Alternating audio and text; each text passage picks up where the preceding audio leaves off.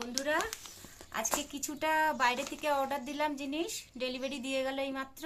যে এটা যেন কি কোম্পানি? জেপ্টো। জেপ্টো জেপ্টো সেখান থেকে নিলাম প্রথমবার আজকে। ঠিক আছে, ভালো লাগে, সবাই দেখায় তো ওই জন্য।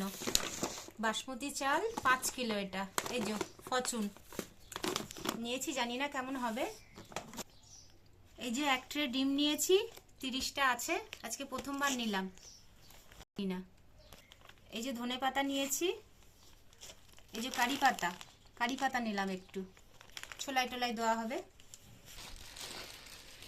এই যে শশা নিয়েছি, শশা 500 শশা, 500 মটরশুঁটি, একদম ফ্রেশই লাগছে, তবে কোনটা কি কত দাম অত তো মাথায় থাকে না, ওই জন্য বলতে পারলাম না।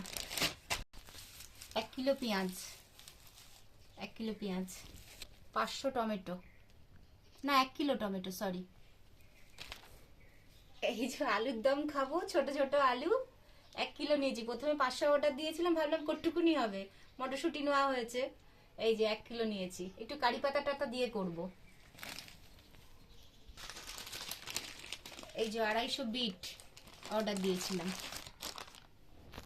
এই যে একটা কোকোনাট নিয়েছি, নারকেল 1 পিস নিলাম, এখন প্রচন্ড জিনিসের দাম।